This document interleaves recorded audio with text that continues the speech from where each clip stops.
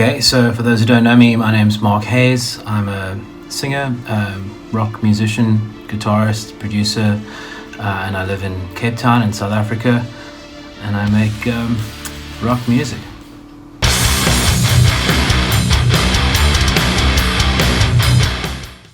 So my new single's called Don't Say Goodbye.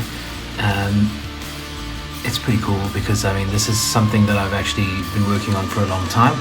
It's new to the public, but it's not new in my mind and in my heart, because I actually wrote most of the song about 15 or 16 years ago. It's quite a long time ago, and it was shelved because we had some issues with a record label that was not particularly legal, and they ended up taking 3 of our songs and bootlegging it and putting it out online, even though we weren't happy with the final product.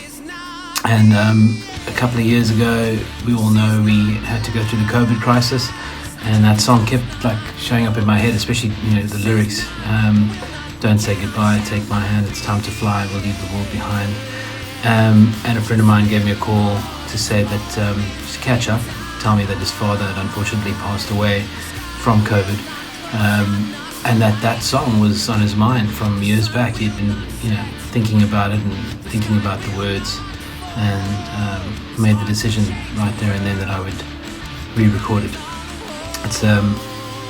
It's been an interesting journey on the song because I tracked everything myself, every instrument myself in the studio: drums, keys, synthesizer, backing vocals, guitars, bass guitar, and then I mixed and produced it as well. So it was a first for me to be able to do everything from scratch, from beginning to the end process. It was quite a tough one, but the song means a lot to me because of the fact that it's all about pushing through difficult times.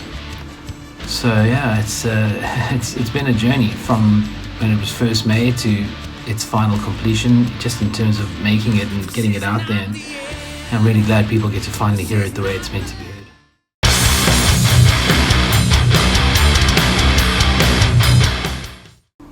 I must have been about 7 years old when I first started playing the piano. My grandmother spoke with my parents and said, look, I'm showing some aptitude for music, and it would be wise to get me to learn how to play. So I went to go do some piano lessons at school, and I ended up doing it all the way through to high school. I wasn't really good at it, but somewhere around about the same age, we went to watch my uncle's.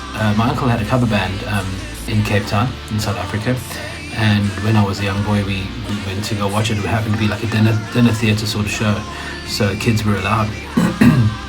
And when that guitar first strung out, I was literally hooked like an addict. There was nothing I could do but listen to it, pay attention to it, crave it. And on the drive home in the car, I turned to my folks and I said to them, listen, I want to play guitar. Would you buy me one? And so they did. They bought me one.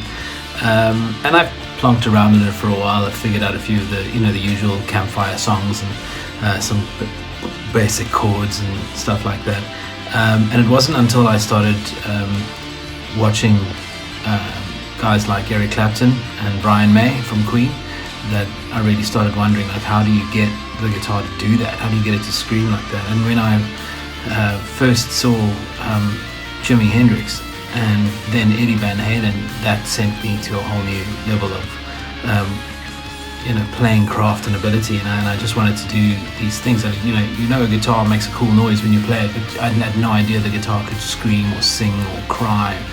And those were really the 4 main elements in my style. It started with Clapton, it moved on to Brian May, and then it evolved into Hendrix, and then exploded into Van Halen.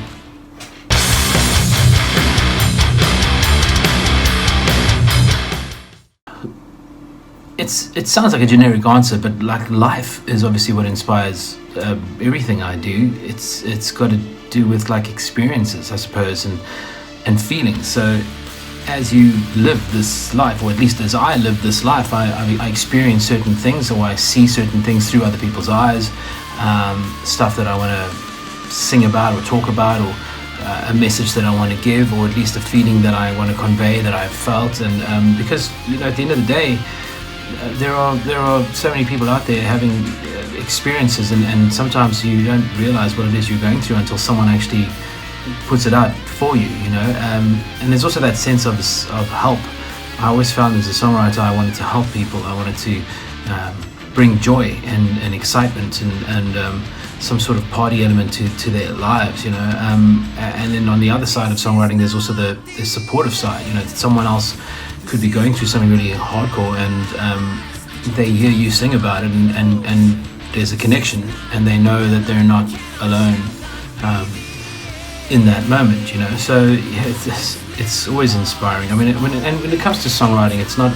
Sometimes it comes down to necessity, So if I were to change hats and talk about being in the studio and having to produce, I mean, sometimes you get stuck in a situation where you have no choice but to assist and move a song in a new direction, or help write something else, or create on the spot.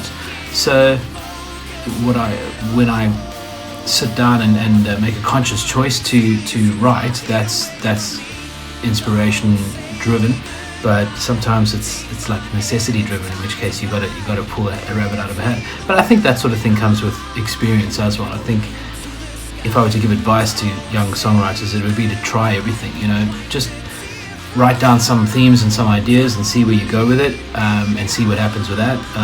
Write down a whole poetry and see if you can make music to that poetry, see what happens with that. And write great music, something that's got an awesome melody, or that really just like kicks and rocks and makes you want to get up and jam, and then think about what that emotion brings out of you lyrically, and then see what happens from there. Or take it to someone else who's good at describing things, and they'd be able to pull things through lyrically. And I think we're just talking about it now, but that's what inspires me most about songwriting, is what it leads to. So when I say that I've always attempted to sell joy, that's what I mean. If someone else could hear my stuff and go, yeah, I could do that, or this is really inspiring, let me write more. So that's my main inspiration, is the knock-on effect that songwriting has on everyone.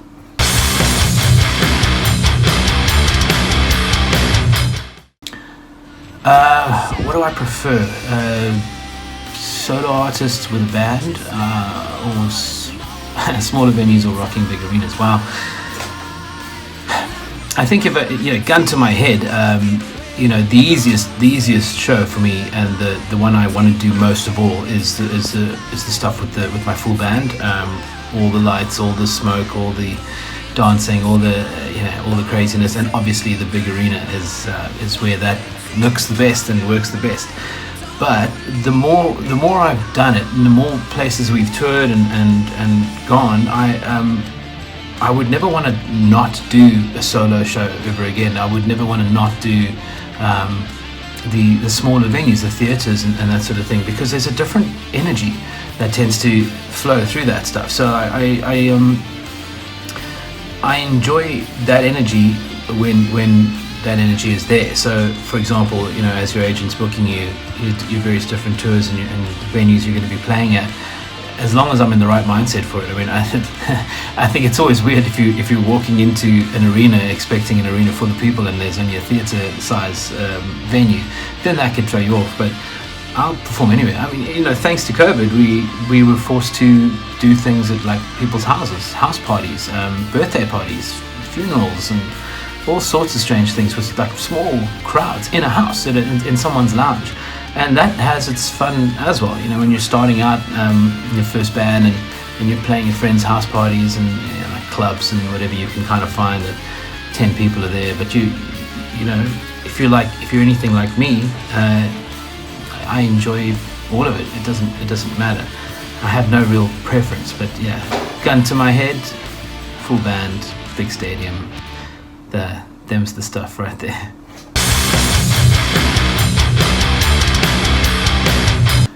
I've had a few big moments in my career over the last few years.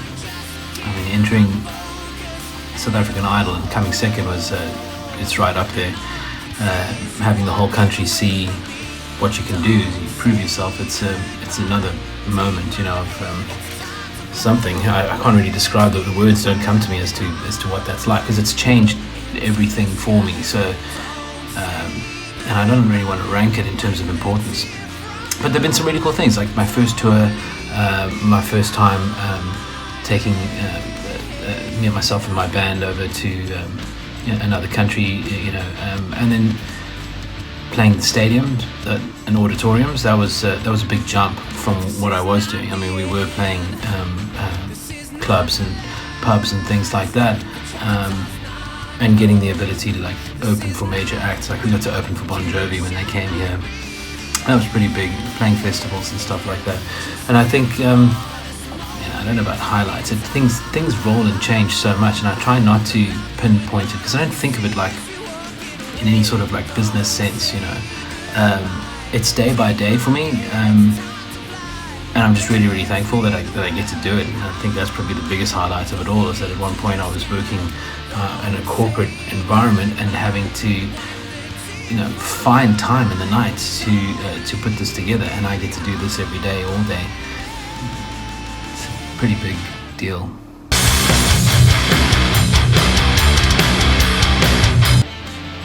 I can't choose a favorite out of my songs. They're all, you know, I was told once that when you write a song, you should treat it as nothing almost. So that way, if it gets rejected or you know, it doesn't really go down that well with an audience or whatever, you could just throw it away and start again with something else. And I don't really believe that. It's almost kind of like, you know, for anyone who has kids, like you know, you don't really have a favorite. We shouldn't. You got to treat each one with dignity and value that it's worth, you know. So I don't have a favorite, not of my own. I mean, I have a favorite song, but it's not mine. My favorite song in the whole world is "The Show Must Go On" from Queen. But I just don't have the guts. It's almost like I feel like the songs are going to hear me and they're going to be pissed off, and then I won't be able to play them well again. So yeah, I treat them like kids, you know, like little angels. Got to make sure that they get as much attention as they deserve.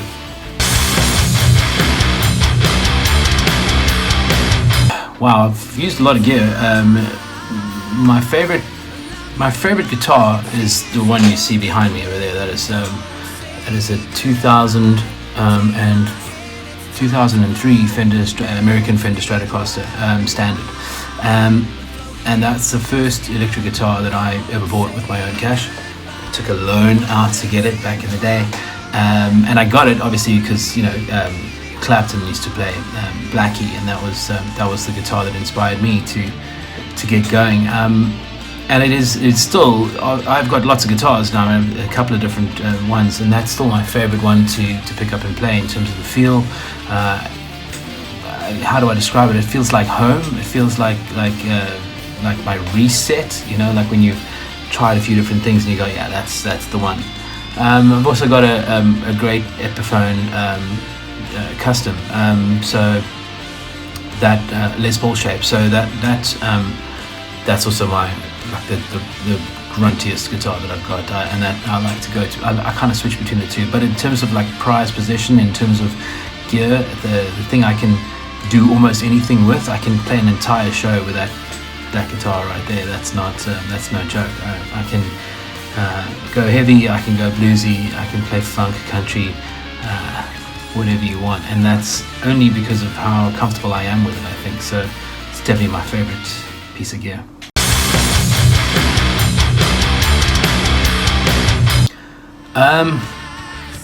Do I find it easy?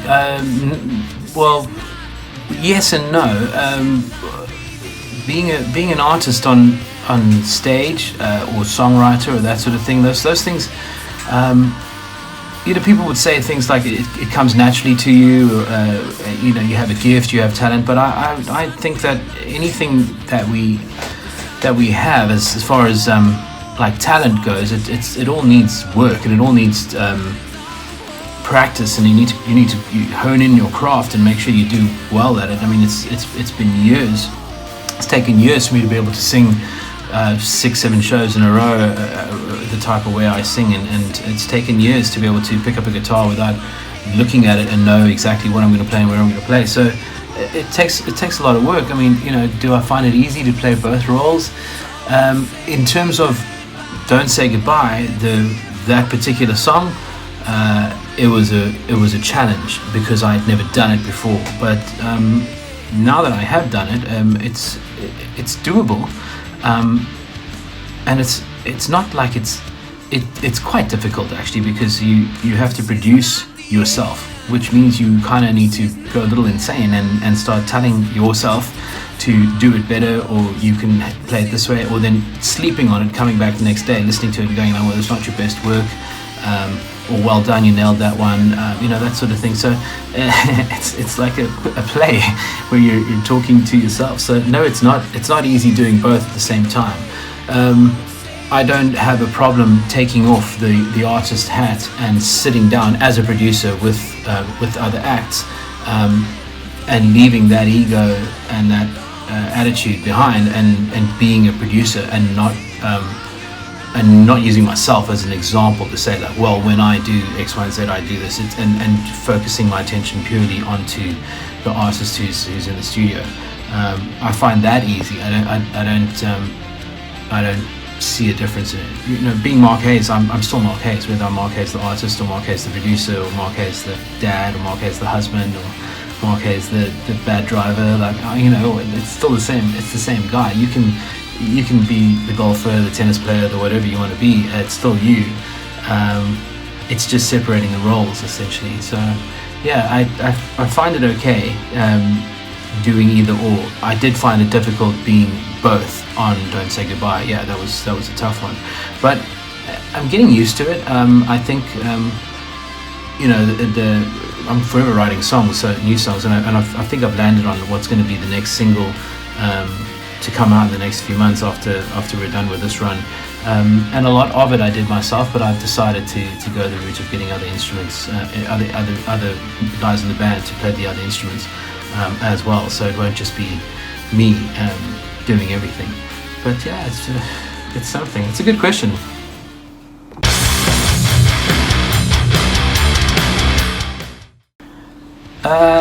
I don't keep a bucket list. I've never really been. It's just one thing I can't stand, and it's regret. And I know the irony is that a bucket list is put together so that you can tick stuff off, so that you don't have regrets when you kick the bucket. But I kind of feel like putting that together is just setting me up for failure in terms of the way things go. I mean, I have goals. Don't get me wrong. I definitely want to. There are certain places I want to play, like Madison Square Garden.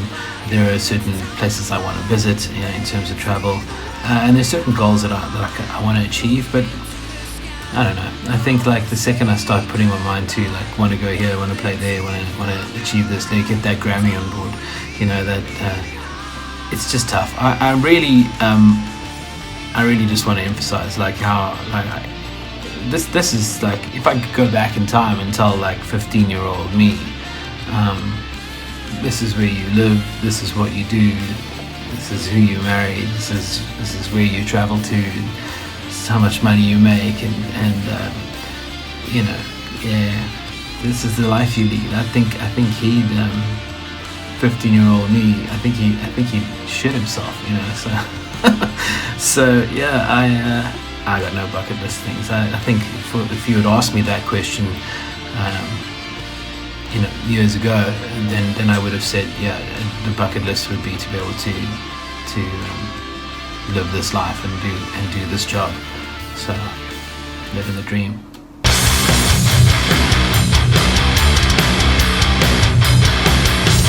Well, there's some new stuff coming out soon, I think, with the release of Don't Say Goodbye, and the good news about COVID being long gone and borders being open again and travel being allowed. It's back to the shows, back to the tours. So there'll be some announcements real soon about everything that's going on. For now, most shows are South Africa based, but we're talking about a couple of things in Mauritius and Namibia for now. And yeah, if there is any sort of interest in Europe and the States and wherever else, I love to answer that call and get out there and play some stuff for you guys, you know. But right now, nothing really major on the cards, nothing that I'm willing to kind of disclose right now while we kind of get going on what it is we're getting going on. Just want to write and play. That's really it. If it takes me out of South Africa, then great. If it doesn't, there's more than enough shows and more than enough fans out here to keep me busy for the next while. If you do want to check me out, if you do want to go and download my stuff and stream my stuff, my songs are available on all streaming platforms. And if you'd like to chat with me or follow me on social media, you can look under the handle Real Mark Haze. We're currently on Instagram and Facebook, as well as TikTok and Twitter. So, and if you like, you can jump onto my website, which is www.markhaze.com, and we regularly update it and put the different shows on there. And it is me talking. So if you wanna have a chat, if you want to comment on something, if you want to ask a question, feel free, go right ahead.